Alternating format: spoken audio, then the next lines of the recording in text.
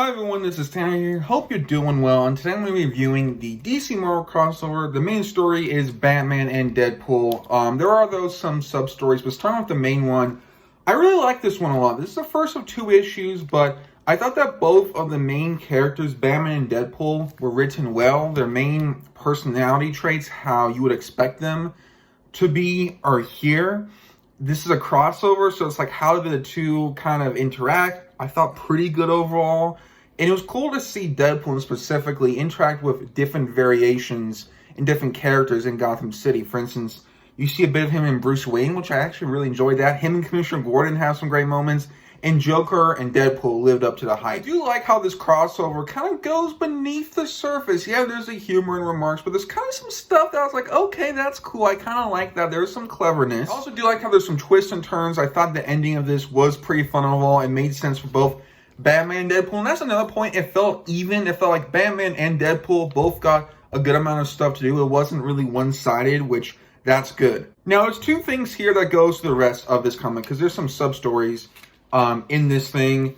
I thought the whole comic looked great as a visual medium. Credit to artists, they did a great job. But my biggest kind of issue with this is that it just kind of goes by too quickly. A lot of the sub-stories are neat. Like, for instance, my favorite was Daredevil and Green Arrow. I thought the dialogue with them was great. The action, all that stuff really fit both characters. But it's over like that. And that's a lot of the deal with these sub-stories. It's cool to see the characters on the page, and there's some neat stuff there.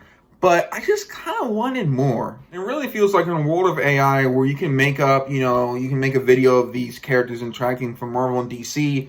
I was really excited to have these artists kind of put their own voice and stamp on, these characters. I just don't feel like they were allowed, that much time to really do that ultimately. I will say, though, that is my biggest issue. But overall, this was a pretty good read.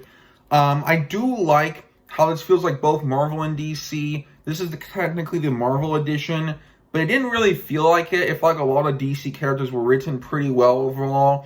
And I will say, if you're a big fan of both, get it. If you're like, and the rushed pacing bothers you, I would say wait. But it definitely is neat to see here.